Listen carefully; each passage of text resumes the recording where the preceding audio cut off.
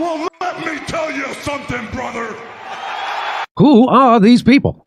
Notice me, senpai. Notice me. Don't be rude. Who are these people? All right, welcome. Oh my God, that was way too loud, at least in my headphones. I mean, sorry about that. Hopefully it wasn't loud for everybody else, but this is another episode of Pro Wrestling Talk. Of course, I'm Angel Rivera alongside Mrs. Witchy Perfect, and hopefully you're feeling a lot better today. I am, yeah. Found better medicine. Oh, nice. Sounds good. So, whoops. Oh my God. So I have a article that CNN wrote about AEW. Uh-oh. It was a glowing article. It was like a fawning article about the company. Oh, so they like billionaires too. Mm-hmm. Yep. I'm seeing a working pattern here. We'll do general WWE thoughts and a little bit later on. But yeah, I mean, they wrote a glowing article about AEW, and it's an obvious conflict of interest because CNN and AEW owned by the same company. So Warner WBD. The WB. Yeah, so it's an obvious conflict of interest as well. So let me share my screen. Oops. I don't know. Ah, here we go.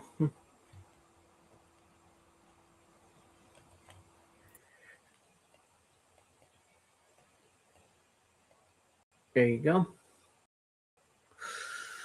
The shocking rule-breaking new move in pro wrestling. Getting specific about politics. Let's see. There you go. Big bad Brody King stood in one corner. Long grade, streaked beard, jutting out, all hulking muscle. He's not all muscle. And he has shitty tattoos as well. CM Punk. Wired logo trunks. In the other corner, hair combed neatly back and beard tightly trimmed, stood Maxwell Jacob Friedman, the reigning AEW All Elite Wrestling World Champion. With two pro wrestlers about to square up in a Wednesday night match in Las Vegas, the fired up crowd spoke with one voice: fuck ice. There was literally fuck ice, but it was F ice. It was fuck ice going out here live on TBS.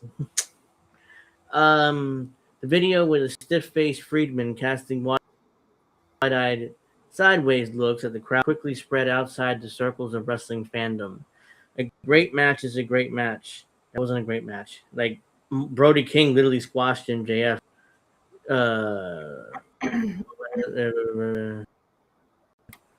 The video, blah. A great match is a great match. A erratic babyface or heel has always been known to make the leap to Hollywood stardom and beyond, but rarely does a crowd reaction at events make a splash in the broader world. Professional wrestling is always drawn on politics as a source drama. There was Hulk Hogan stomped into the ring while his theme song "Real American" blared over the speaker, rousing him to fight the foreign Iron Sheik or Sergeant Slaughter, who made him Saddam Hussein sympathizer at the height of the Gulf War. But the chance of the recent AEW match showcased a new, specific way that wrestling is grappling with politics. If American life has, as commentators said, it come more and more to resemble pro wrestling, I've said that, and you've said that, and others have said that. It's actually picking that up, and it's like, oh yeah, commentators have said that more and more politics is becoming more and more like pro wrestling, has evolved to meet it, where wrestlers used to work in broad cartoonish that appealed to agreed upon citizens. Today, the question of what is good guys stand for is a live dispute matching the conflicts playing out in the real world. Let's see. It's just, they are trying to bring. They're trying to bring, they're trying to bring up a subject of, oh, well, let's be on this side because that's what we want to be. And I think this really, honestly, feels like a distraction to the fact that Tony Khan is a billionaire, while a billionaire's son, and Chad Khan is probably on the Epstein files. I mean, I wouldn't doubt it. So Brody King has raised money to support immigrants in Minnesota. Has worn an Abolish ICE T-shirt in the ring. Hangman Adam Page gave a speech in Spanish during the show in Mexico City. That's one of the worst promos I've ever heard in my life. If you heard this promo, and I'm fluent in Spanish, I could barely understand what he said. And CNN is acting like it's like a great promo and stuff. Reminiscing about working side by side with the Mexican workers in the U.S. and praising their values and work ethic. Then declaring that he planned to hunt down his rival John Moxley and Le Voy Padre. He's like, yeah. Is that something dirty? I'm just gonna beat you up, basically. It's not. It's a Mexican slang, basically. Using it, acting like trying to like he's one of the boys, over with like, audience. oh, I'm one of you. You're a white dude. Shut up. Mm-hmm. Mexican slang, so I'm gonna kick your ass, basically. But you can actually watch two ideas fight each other in the ring. Let's see what this nonsense is. The most prominent political chants in wrestling history is the USA chant for jeering wrestlers who hailed from outside the U.S. said Eero Lane, a professor of theater who studies the history of professional wrestling at the State University of New York in Buffalo. World Wrestling Entertainment also had a tag team named the Real Americans, portrayed by American wrestler Jack Swagger and Swiss wrestler Cesaro, who led the crowd in We the People chant. So I have a question. If you can study the history of professional, that's actually a major where you can be like a pro wrestling historian or something? No, apparently he's a professor of theater who happens to study professional wrestling. So he's not really, he's a professor of theater at this college. I was going to say, so, what the hell? Wrestlers, Lane said, could embody an idea. You can actually go watch two ideas fight each ring. You can cheer and boo for them, he said. So there's a kind of morality play at work here in the ring. Well, yeah, that is the art of professional wrestling. It's literally two guys in the ring. One's supposed to be a heel, the other one's supposed to be a babyface. That is the art of professional wrestling and art of the business. That's been around for generations and generations. Yeah. Back in when it started in the carny days, in the circus, That's why there's some older wrestlers that would say, well, say something in carny, because they didn't want the audience to pick up what they were doing. So they could say something in what they call carny speak, and it would be assigned to the other wrestler that literally, we were going to do something in the ring. And, that's where it kind of started. It kind of started with the circus. Yeah. So sometimes wrestlers even portray real political figures, as when impersonators of then Senators Barack Obama and Hillary Clinton squared off during the 2008 presidential campaign. But the anti-ICE calls from crowd at AEW, Lane said, are interesting that they support a political stance associated with one of the wrestlers, but not necessarily directly related to what's happening in the ring. And the chant is not part of their repertoire of standard wrestling chants. So again, they're trying to distract, I guess. I don't know who started it. That could have been someone in the crowd who wanted to initiate all that. And that's fine. Fans are free to chant what they want because it's a wrestling event. It's no different than going to a soccer game or to a football game and chanting for your favorite football team or soccer team. It just happened to be political. Yeah, but the issue is that hurts the company. They love this company so much, but it ultimately hurts the company because no advertiser wants to be associated with a company that allows their fans to say fuck ICE. These same companies are in bed with the administration, so it's like they're not interested in promoting and having their brand associated with that television show. So, and TBS cannot be happy about this either. I mean, they have to be furious about this behind the scenes. Like, the fuck are you doing? We're trying to get a sale finalized, and the administration has to approve it. Right. This would be like if WCW was still, you know, it was in 2001, but I mean, it was slowly going downhill, and we could see the writing on the wall for WCW. But if it had sustained in 2001, excuse me, if it actually had sustained itself and actually, you know, been a real business that could stand up to Vince, because Vince had already, you know, won the Monday Night Wars, but yeah, it would be equivalent to if like a bunch of people went to a WCW event and literally chanted, we deserved it. We deserve 9/11. We deserve 9/11 or something, you know, like that. After the, you know, everything was still new. We still didn't have any information about the attacks, and, you know, we were vulnerable, you know, country. So, I mean, it would be like equivalent to that. Yeah. Mm-hmm.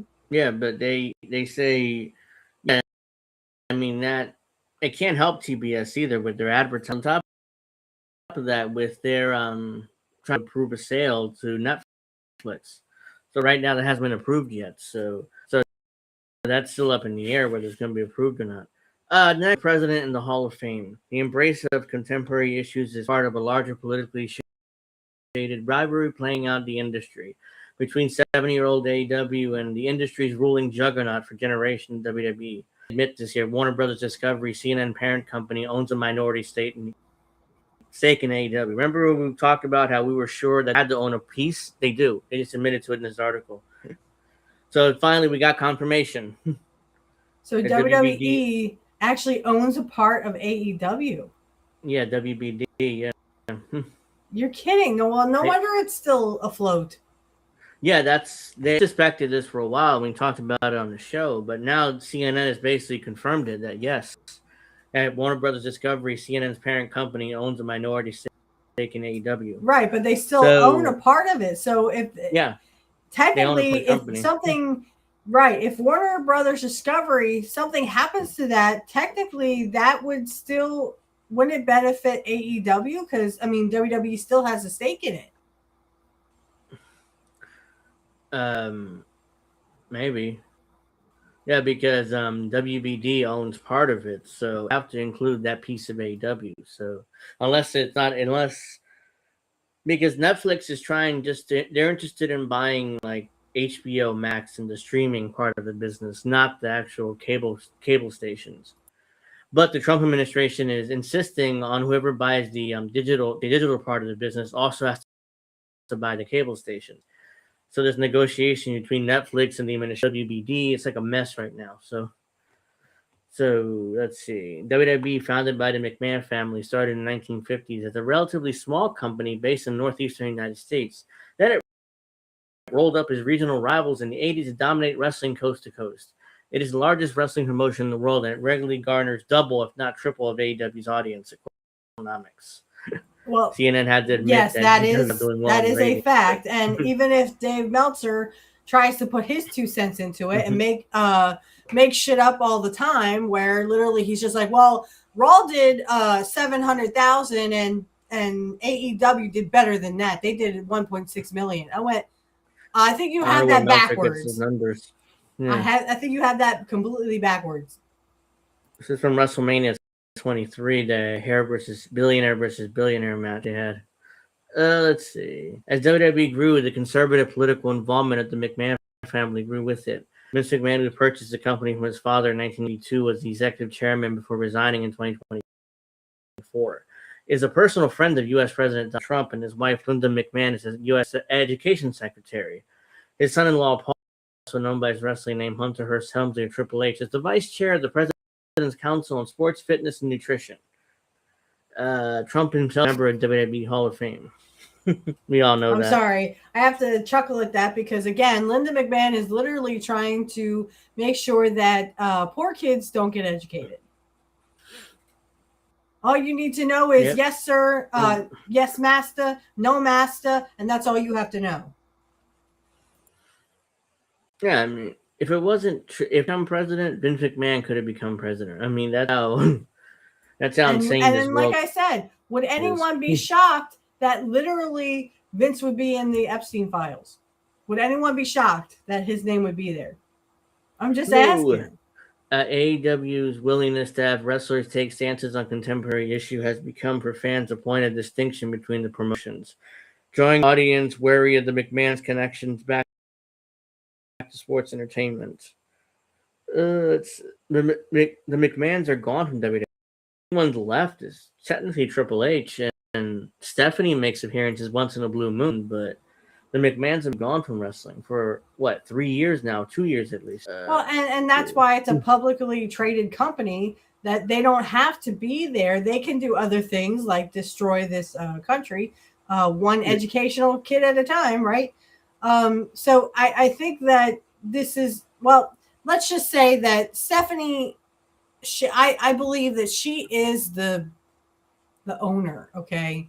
Even though technically she doesn't own it, it's Triple H who owns it, but I think Stephanie definitely, because it's kind of like turning out to be like, nobody knew that Vince McMahon actually owned the WWF until it came out in like, what, 96, 97, that he was actually the owner of the company.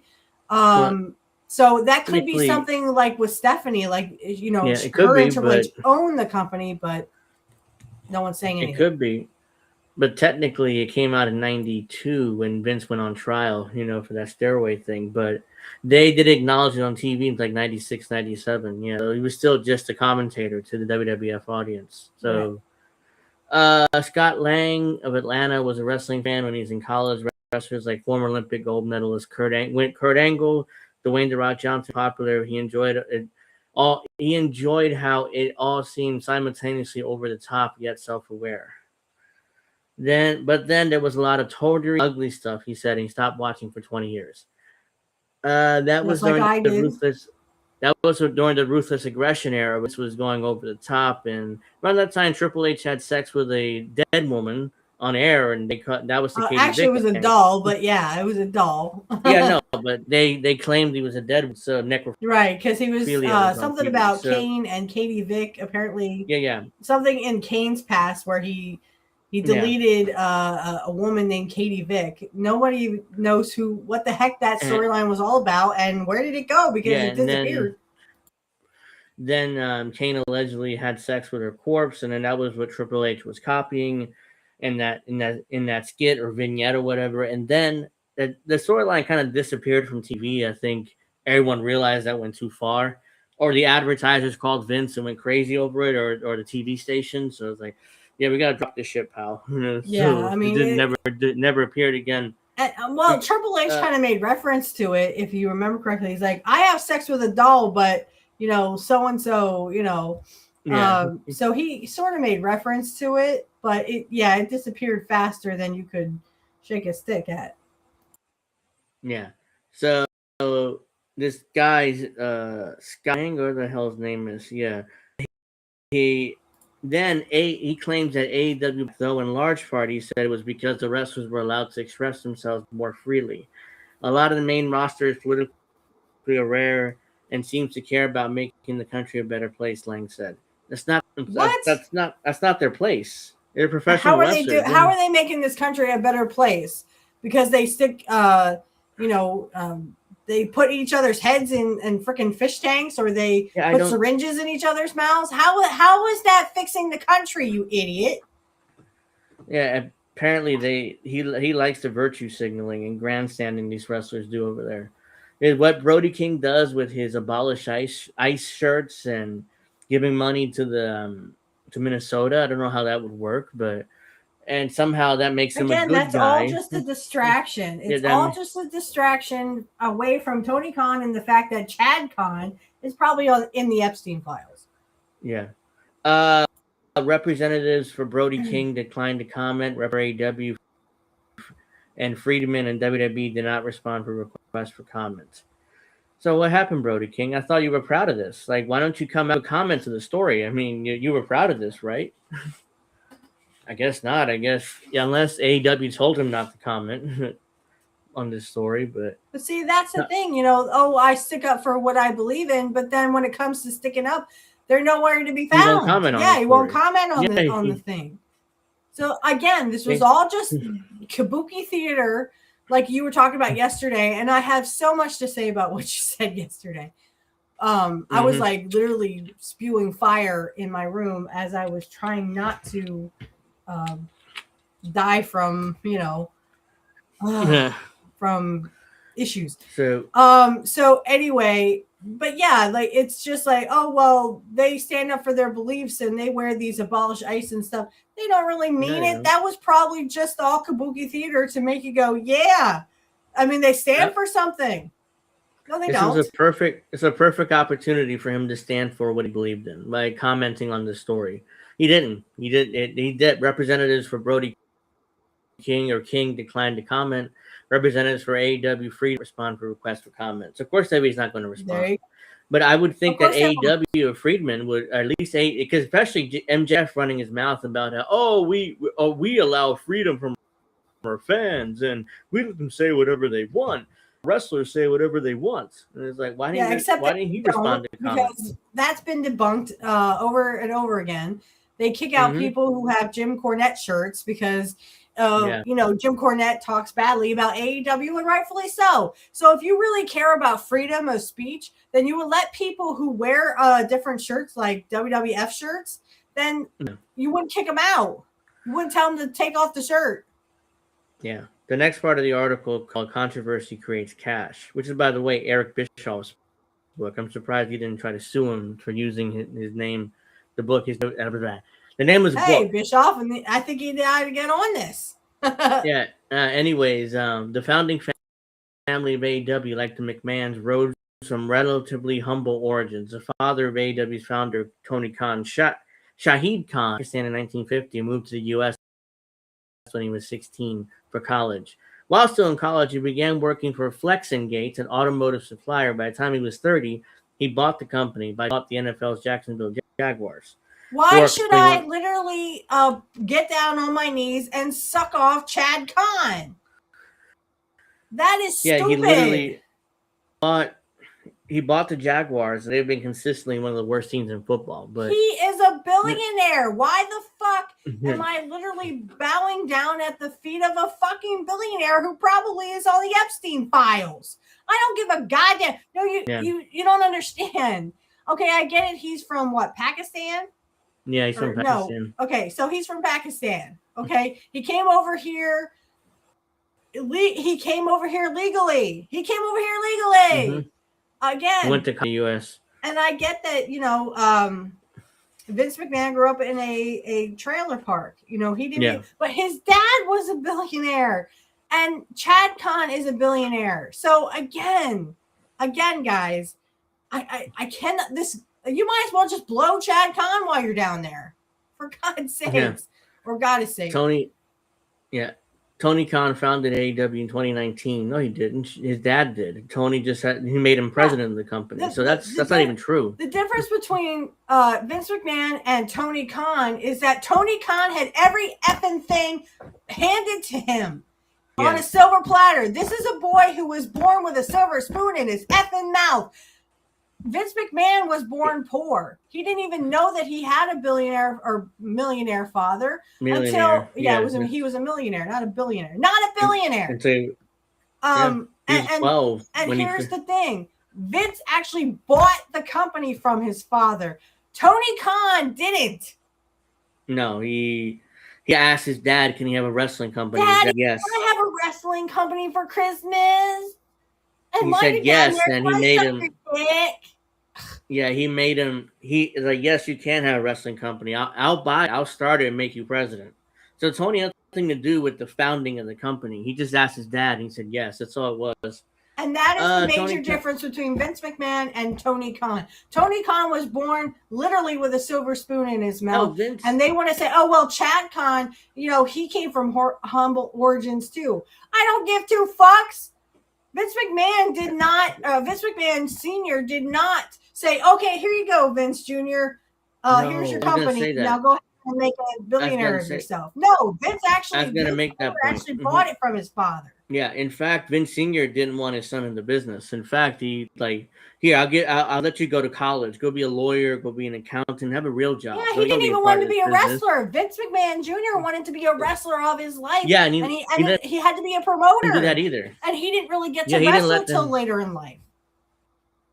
Yeah, until like the mid '90s when he finally wrestled Steve Austin, and he finally got in the ring. But yeah, Right. I mean, Vince wanted to be a wrestler. He said, "No, of course not. My promoter's son can't be a worker, even though other promoters' Right. sons have done it." But so yeah, eventually he didn't want him even buying the business. He wanted him out of the business. Like, He was going to give it to look, Gorilla go be an Monsoon. accountant. He was going to give that Yeah, business to Gorilla Monsoon. yeah, There was already you plans, know, and there yeah, was no way people were going to say, "Oh, Vince Jr. actually bought that company." He bought the company from his father, from the fact that he made profits in Maine. Wasn't it Maine? The territory of Maine?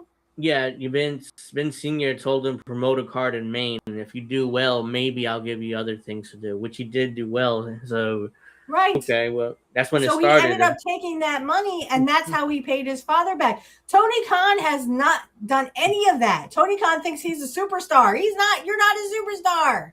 No, he's well, I'm not Shahid saying that Khan. Vince is either. All I'm saying is that, the Yeah, two stories are not similar. Shahid Khan called himself a big fan of President Trump's economic policy to his 2017 inauguration.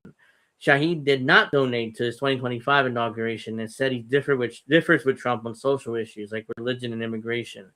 Both Khans have donated to both political parties according to public filings.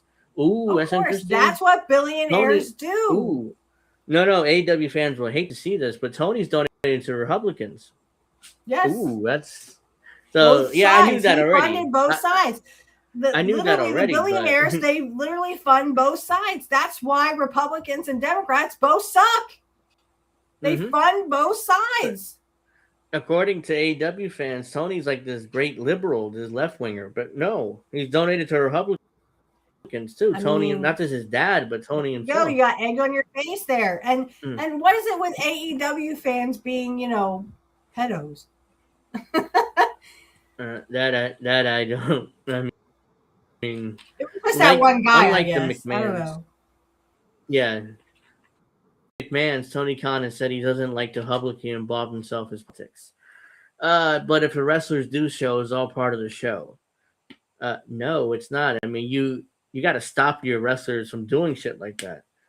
Because I'm sure that advertisers are not going to advertise with you because of that. Or TBS probably gave you a phone call like, what the fuck? Just like they did with Vince when it got controversial, right? Yeah. Having sex with the dead like Triple H did. Or, name another storyline that went, rogue and no one ever heard of it again. Actually, I know that Sean Worley, who was Val Venus, he was supposed to be a gay porn star, but he said no. Yeah. Yeah, he turned down eventually he was turned, but he was supposed to be gay initially. Like Vince Russo came up with the idea of a gay porn star so that was the gimmick initially. He's like, I'm not doing that. So how about you're straight? It's like, okay. I mean, they'll do that, but quote, the wrestlers, they are themselves. That's part of what makes the show great, Khan said on a media call this past September. Quote, whether everyone agrees with everything every wrestler says or not is not the point of the show to me. It's a great wrestling show. Let's see, what else? The key to understanding strategy in wrestling, Lane said, is that the title book by the former wrestling executive and WWE Hall of Fame member Eric controversy creates cash. The bottom line is with wrestling is attention, selling attention. No, they're selling crap.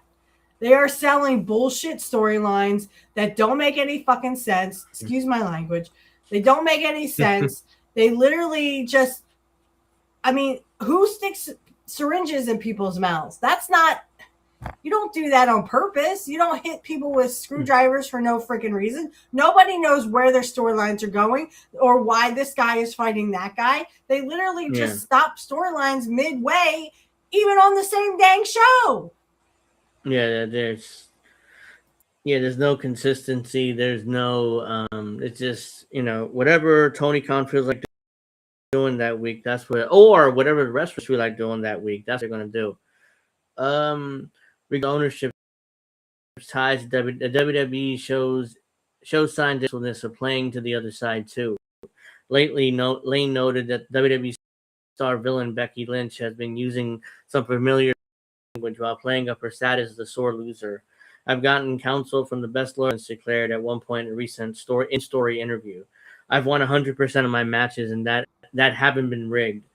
And like I've discussed with Becky Lynch, she said on an interview that she's doing a parody of Donald Trump, but it's not a good one. So she's just hamming it up for the camera. And there has been shit out of WWE lately. Nobody knows why this storyline started, why that one started, and then they ended up like not doing the storyline anyway. And excuse me, there's just a lot of stuff even in WWE, but this is just. I mean, I watched some of the highlights, and I don't even watch AEW, and it sucks. And I can tell you it sucks. So Becky Lynch is doing basically a bad parody of Donald Trump with her promos and stuff now. I don't necessarily want didactic political speech out of wrestlers, Lang said, but I enjoy watching a company where I feel like people's hearts are in the right place. They're aware of what's going on. No, they don't. They do exactly what Tony Khan tells them to do. If they say, go out there and create controversy, then that's what they effing do. Don't tell me that, these wrestlers, they think with their hearts and they are the business. No, they're not even good Circus du Soleil performers. No, I don't necessarily, blah, blah, blah. You can subtly comment on the world and the things that are happening without beating your hands in about it, he had it. So I think this guy just blows Tony Khan and Chad Khan.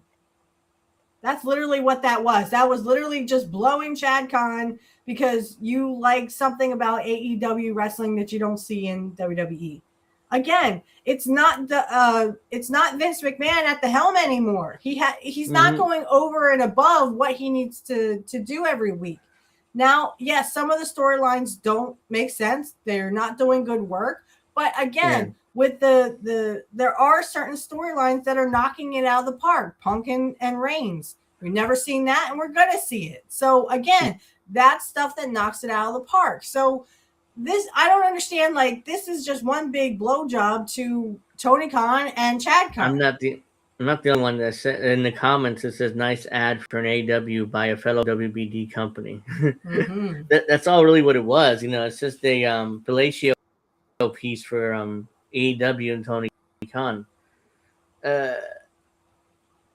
WWE for morons. I mean, the way that's dumb. That are easily entertained by Neanderthal behaviors. Ironically, Linda McMahon was a significant figure in WWE and now is in charge of dismantling the U.S. Department of Education. Must be to assure that there'll be plenty of fans in the future. No. But first of all, the reason that Linda McMahon is the Secretary of Education has absolutely nothing to do with WWE. First of all. Second of all, you just described exactly how I feel about AEW fans. So I guess you're a Neanderthal dumbass who literally loves to watch AEW because you like to screw kids. How about that? I can make the same observation, moron. Yeah, so that's that. That was CNN just giving a puff piece to AEW because they're all part of the same big happy family or company. Well, guess what? I'm still not going to watch it. So, so they're claiming that Brody King is somehow, bringing politics into wrestling, and somehow it's a good thing. Yeah, it's not. It's not a good thing for his career because now he's just going to be known as the guy who says abolish ICE, and he's not over other than that because. All of a sudden now he's over it because everybody likes him. Everybody likes the fuck ICE thing. But it's just absurd to me that. But is that what it's going to take to get these guys over? Because they can't do it on their own.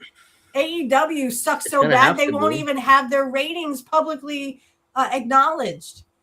Literally, WrestleNomics has Brandon Thurston was given a cease and desist letter. I was talking about this earlier when I was talking about this on my show that I just recorded. that like you had Dave Meltzer who blows Tony Khan because they're boyfriends. Literally he blows Tony Khan and says, oh, well, Raw ratings weren't as close. AEW knocked it out of the park. I went, they are not even close and they never will be. I want to see those ratings. If that's true, Dave Meltzer, I want to see the ratings from Raw and I want to see the ratings from AEW. But last time I checked, Brandon Thurston was told to cease and desist and not share publicly those ratings from AEW. Why the secrecy? Tony Khan claims that his ratings are part of his AEW trademark and proprietary property, so Brandon Thurston cannot share the ratings. That's such even though shit. that no company's ever claimed that their ratings are somehow corporate trade secrets. That's which is because really what he again, said. if it's such a trade secret, then why won't you publish it? Why would you just? If you're so proud of these ratings, why wouldn't you be like, oh look at our trademark, look at our ratings, ha ha ha ha. No, you're just a piece of shit who literally wants to literally hide the fact that nobody watches your stupid garbage program. Yeah, so right now there's a World Heavyweight title match between MJF and Brody King in Australia on I think this Wednesday night. So there apparently rumors spreading that they might put the belt on Brody King just because of try to strike when the iron's hot with this moment. So even fans in Australia were saying fuck ICE. And I'm like, wait, Australia has much more stringent immigration laws than the US. Yeah. They're a lot more strict than we are. So why are they saying fuck ICE when they would do the exact same thing, their government, to illegals? So that's a big irony there. Well, and again, we have virtue signaling. We have Kabuki theater. Again, this is just a distraction. Somehow Chad Khan and Tony Khan are trying to distract from the fact that we know who's in those Epstein files and we're coming for you. So on Raw, AJ Lee challenged Becky Lynch challenged AJ Lee, but AJ Lee won't take the match. They put the Intercontinental on the line, Becky agreed to it. So now Elimination Chamber is AJ Lee versus Becky Lynch for the Intercontinental. So it's the first time we've seen AJ Lee since WrestlePalooza, pretty much 6 months ago. It's like, wait, did she get fired or did she leave? Because she's been gone. Like CM Punk's been there every week, but she's gone. Like she just disappeared into the ether. Now she's back all of a sudden to face Becky Lynch for the Women's Intercontinental. And actually, no, we saw her at Survivor Series War Games, I think. I forgot about that. It's such a bad show that I completely forgot about that. All right, so the Usos retain their tag titles against Alpha Academy. Who cares? We have Stephanie Vicor, Liv Morgan, and Dominic Mysterio segment. Yeah, that was kind of... Most of it was in Spanish, and it ended up with Liv Morgan calling Stephanie Vicor puta or bitch, and then he's like, or slut, actually, really technically what it means. And she slapped Dominic in the face, and that was the end of the segment. So, I mean, Stephanie Vicor's title reign has been falling flat, and that's mostly booking's fault because they have no good opponents for her. And yeah, I mean, she's a great wrestler. Push her. And they still don't have a great opponent for her. And they're going to stick her with Liv Morgan at WrestleMania? I'm sorry. I mean, Liv is, she's like an entertainer. She's not really a good worker. So that's not going to be a good match for her. So I would rather see Rhea Ripley and her, knock it out of the park and bring the house down. But now they have Liv Morgan, who came back from a shoulder injury. Like that gives her, oh, well, she was out with a shoulder injury. Now we have to give her the belt. No, we don't. Yeah, then Stephanie's title run has fallen flat, and that's mostly on the booking because all the top girls are in the tag team division for some reason. Oh, by the way, where's Bianca Belair? It's like she just disappeared into the ether herself, and she's only had 2 matches in the last 2 years. I mean, where the hell is she? I mean, I forgot she even existed, and so somebody brought her up the other day. It's like, oh yeah, where the hell is she? Like she's not fired as far as I know. So let's see what else happened on Raw. Rhea Ripley qualified for the Elimination Chamber. Of course she did. She's going to lose anyways. She's probably not going to win that match. CM Punk challenged Finn Balor to the match Elimination Chamber. Eventually ended up being a World Heavyweight title match, which we all know that Finn Balor is going to lose because they already promoting the main event of CM Punk versus Roman Reigns. So they're not going to put the belt on Finn Balor. So that's just a waste of time. Yeah. Let's see. Maxine Dupree versus Natty. So who cares? And it was a knockout drag out, I heard. Yeah, they're still insisting on pushing Maxine, even though she can't wrestle. I mean, that's really what it comes down to. They've tried. They put her with Natalia. They put her with Becky Lynch. They've tried. They tried to get her to get better, but wrestling's not for her. But apparently she's such a nice girl that they're still pushing her because she's nice. So like, come on. Nice does not mean you're a good wrestler. No, I mean they keep throwing her out there to the wolves, and it's not good. Let's see. Javon Evans teams with the original Grande Americano to face Los Americanos. Who cares? I mean, honestly, Chad Gable, I feel bad for him. He's still stuck in that gimmick. Let's see. I mean, and he's not even the one who's over in Mexico. No, it's Kaiser. He's the one that's over. Why the hell is he still underneath that mask? I'll never know. I don't know what the plan is ultimately. I hope they don't unmask Kaiser because that'll just destroy what they're doing in Mexico with him. So, let's see. At the end of the show, we had LA Knight versus Austin Theory to qualify for Elimination Chamber, and LA Knight wins. He needed help, apparently, to defeat Austin Theory because the Masked Man came out and attacked Austin Theory.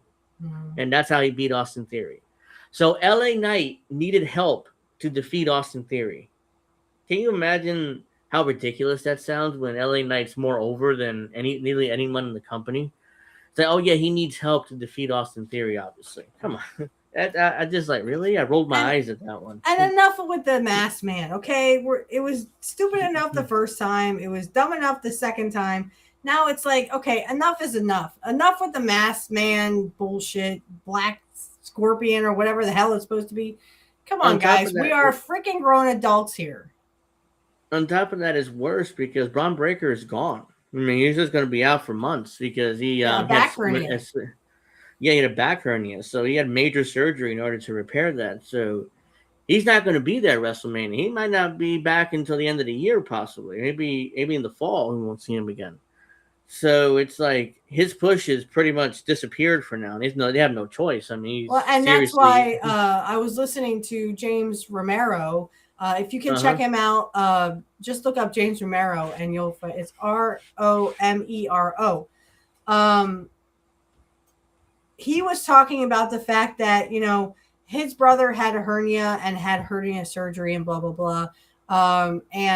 He was saying, 6 to 8 weeks maybe. So he may have time to come back to WrestleMania, but that's up in the air right now. So, but he was speculating how, they took him out in the Royal Rumble. He was supposed to be number 1, I think they were saying, but they moved him to number 2 because he was already hurt by then. And they did this mass bullshit thing, but it was like a spur of the moment kind of thing. So, and obviously that was to set up Seth Rollins versus Braun Breaker anyway. Now that's not going to happen most likely. So most likely, but how the hell they're going to get out of this one, I don't know. Who's because if it ends up being Seth Rollins, who's going to wrestle? Either it's going to be Logan Paul or Bronson Reed.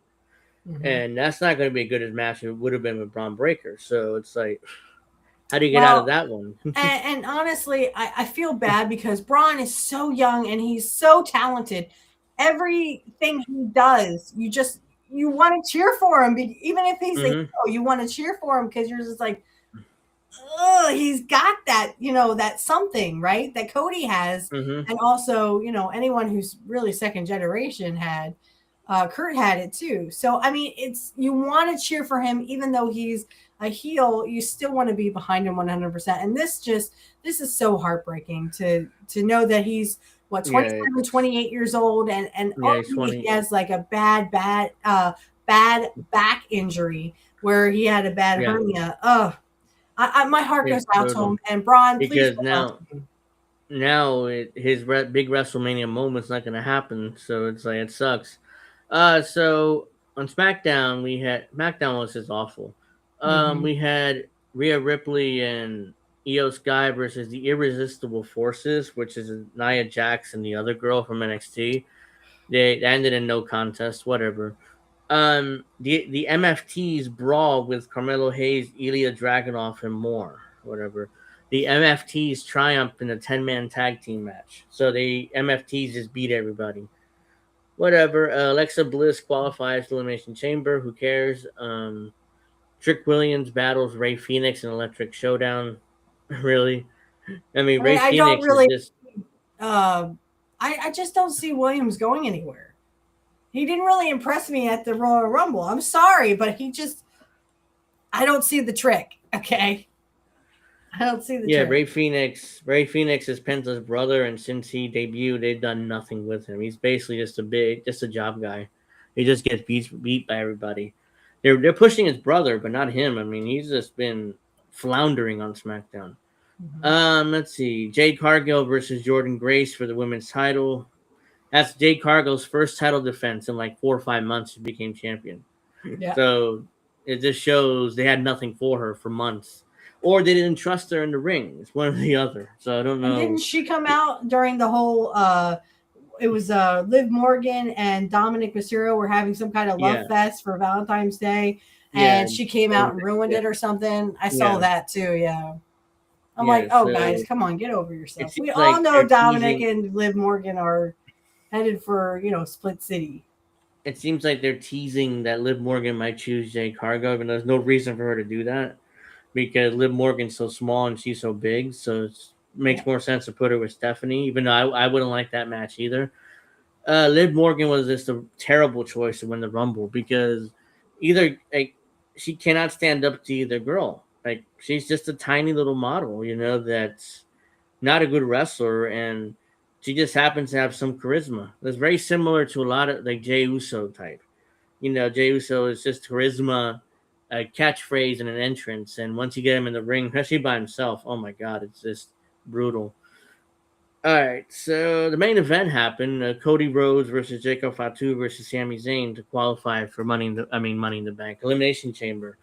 And, of course, Cody wins because Cody always wins, and he's everything Drew McIntyre tried to throw at him literally backfired. I just saw the end of that match just before I got on here, and I was just like, oh, okay.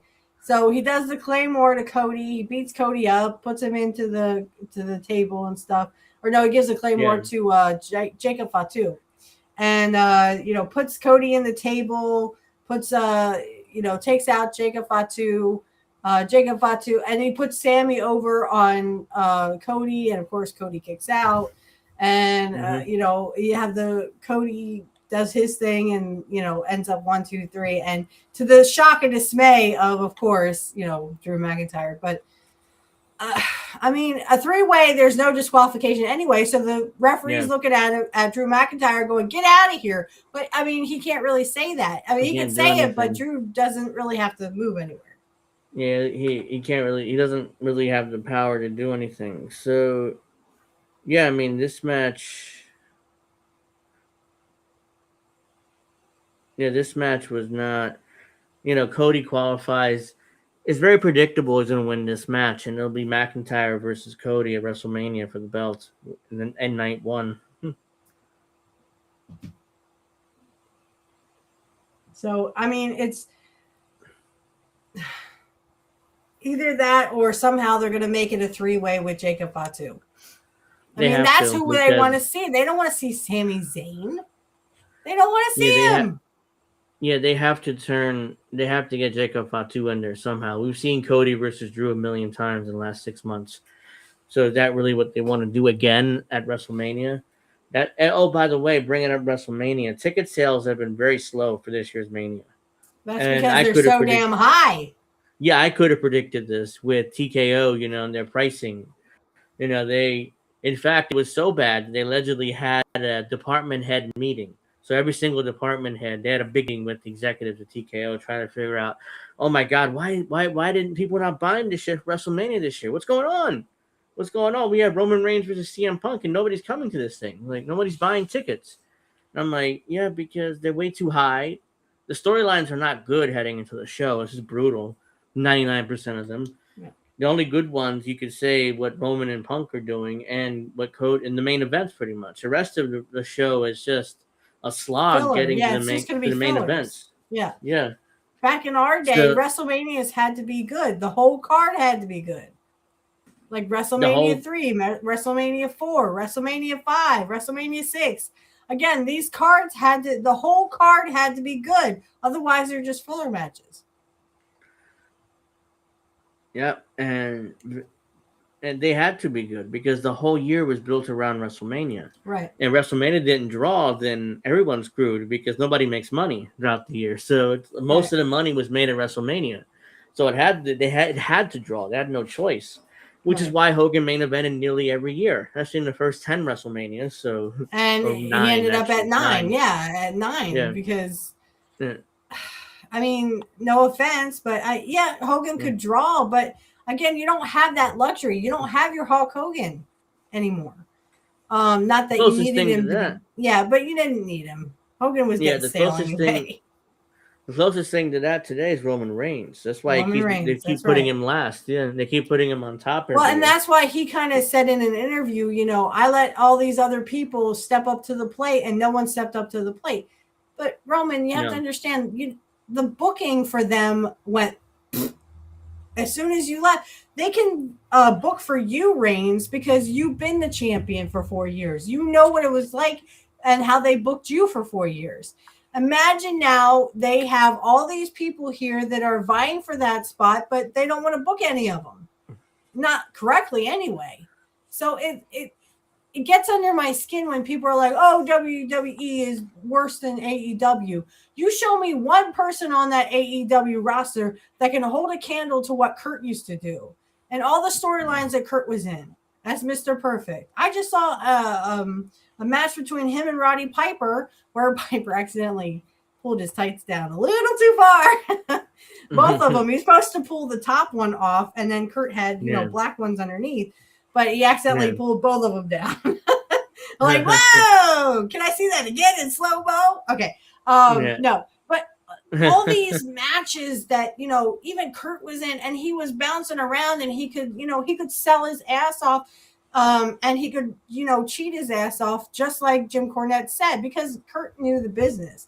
None of these guys and none of the bookers want to help him to get them to know the business and know how to sell and know how to do a storyline and what to say. The promos are all written down, and I'm surprised any of these guys know anything whatsoever, where the wrestlers we grew up with could literally do a promo off the top of their heads, and do it well. They could do it well. It's so over, WWE at least, is so overproduced that if you see it in that series, that'd be unreal. They just straight up, the producer of the match backstage straight up calls the match. And the referee goes back and forth, if you notice, telling him what the next spot is. And they do it. Yeah. So this is, unless it's like a Cody match or Roman or Punk, somebody on top. For the most part, the producer of the match is on the headset telling the referee to tell the ref what to do next. That's how overproduced it is now. Wow. And see, our guys, they would call spots in the ring if they forgot where they were going. If a guy got lost and couldn't remember what to do next, the other guy was there to, go like that. And, hey, you throw me into the ropes, you do this, and then I'll do that. Now, did you see my lips move at any point when I had it like this? No, it looks like I'm not talking, right? So that's what they would do. That's how you get an audience to see. You can't see my mouth moving, so how can you tell if I'm actually saying something? And I could tell that that's true because in WWE, at least, the referee's always checking on the wrestlers, like getting right next to them. And it's like, why did they check on the wrestlers on a normal spot? And that's why, because the producer is telling the referee, tell so-and-so to do this move next on so-and-so. So that they literally overproduce these guys to the point where are you drinking? They don't. No, but they overproduce these guys so much to the point where they don't have to do anything. Like they're waiting for the referee to tell them the next spot, and that's not the way how wrestling should be. That's why a lot of these green talent ends up on TV because they don't need to know anything because the producer backstage tells them what to do next. So either be Michael Hayes or fucking whoever back there, Bruce Pritchard, whoever's back there producing these matches. They're the ones that are telling them what to do pretty much. So they don't have to know anything. But when they leave WWE to AEW, that's an issue because they're not producing them at all. So I don't know how they pulled that off. Extremes, right? You have the not producing at all and the producing too much. Also, I wanted to ask, could we just not have a clips? I have to call my son. Okay, we could wrap up now, but I have to tell Alex not to. Yeah, I'm sorry. I'm sorry, Alex. Okay, I just hold on. Let me. Whoops, get rid of that. We can wrap up in a few minutes, but.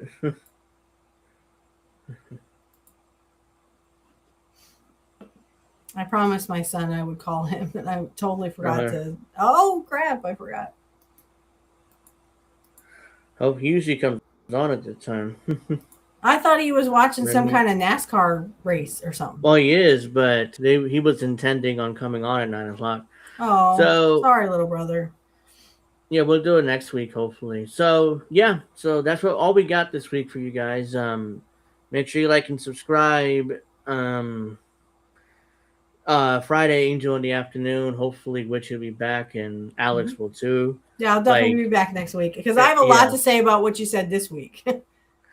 Yeah, I'm sure. So, hope everybody enjoyed the show. Like and subscribe. Have a nice weekend, everybody.